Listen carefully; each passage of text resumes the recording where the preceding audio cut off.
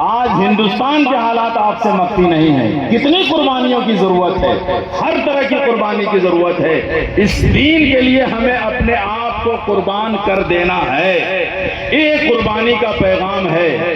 چنانچہ اس کا نقشہ جو قرآن پاک میں کھینچا گیا، میں اس کا ترجمہ کر دیتا ہوں چونکہ وقت بہت مختصر ہے۔ فلما بلغ معه السعی، جب وہ بچہ دوڑنے پھرنے لگا، اس عمر کو ہو گیا کہ باپ کے کام آ جائے، باپ کا ہاتھ بٹائے۔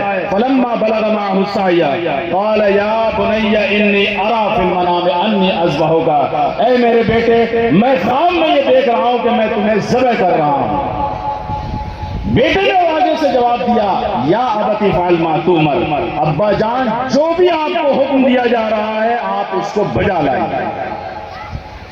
یا ابت افعل ما تؤمر ستجدنی انشاءاللہ من الصابرین، میں واویلا نہیں مچاؤں گا، میں روؤں گا نہیں، میں کراؤں گا نہیں، میں چیخوں گا نہیں، آپ مجھے صبر کرنے والوں میں پائیں گے۔ ستجدنی انشاءاللہ من الصابرین۔ فلما اسلما، جب دونوں تیار ہو گئے، اسلم یسلم اسلاما، اسلام کے معنی ہے اپنے آپ کو اللہ کے حکموں کے سامنے جھکا دے۔ فلما اسلم، باپ قربان کرنے کے لیے بیٹے کو تیار ہو گیا اور بیٹا قربان ہونے کے لیے تیار ہو گیا۔ فلما اسلم وتلہ للجبین، اور پیشانی کے بل ابراہیم علیہ السلام نے اسماعیل علیہ السلام کو لٹا دیا۔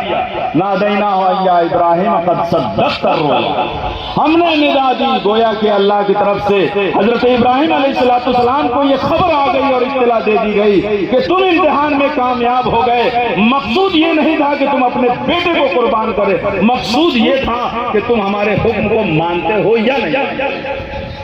چنانچہ اللہ کے حکم کے سامنے جب انہوں نے سر تسلیم خم کر دیا، اپنے آپ کو جھکا دیا، اپنے آپ کو پیش کر دیا، اپنے بیٹے کی قربانی کو پیش کر دیا۔ فلما اسلما وتلہ للجبین نادیناہ یا ابراہیم قد صدقت الرؤیا، تم نے خواب سچ کر دکھلایا۔ انا کذالک نجزی المحسنین، ہم اسی طرح سے بدلہ دیتے ہیں ان لوگوں کو جو کہ اسلام سے بڑھ کر کے ایمان اور ایمان سے بڑھ کر کے احسان کیفیت تک پہنچ جاتے ہیں۔ اسلام کا مطلب کیا ہوتا ہے کہ ہم نے کلمہ شہادت کو پڑھا، ہم نے فرائض کو جو ارکان ہیں اس کو ہم نے ادا کیے، ہم اسلام میں داخل ہو گئے، گویا کہ ہمارا ایک طرف سے کھاتا کھل گیا، پھر ہمارا یقین بڑھتا جاتا ہے، ہمارا اعتماد اللہ کے اوپر بڑھتا جاتا ہے، ہمارا توکل بڑھتا جاتا ہے، یہ اسلام ایمان میں تبدیل ہو جاتا ہے۔ اور پھر ایک تیسری کیفیت ہوتی ہے، اس کو کہتے ہیں احسان، یہاں پر اسی کا تذکرہ کیا جا رہا ہے۔ اِنَّا كَذَلِكَ نَجْزِي الْمُحْسِنِينَ، ہم محسنین کو وہی بدلہ دیتے ہیں۔ احسانی کیفیت وہ کہتے ہیں ان تعبد اللہ کأنک تراہ فإن لم تکن تراہ فإنہ یراک، تم اللہ کی بندگی اس طرح سے کرو کہ گویا کہ تم اللہ کو اپنی نگاہوں کے سامنے دیکھ رہے ہو۔ اگر یہ کیفیت نہ ہو تو کم از کم یہ کیفیت ہونی چاہیے کہ اللہ تم کو دیکھ رہا ہے یا تم اللہ کو دیکھ رہے ہو۔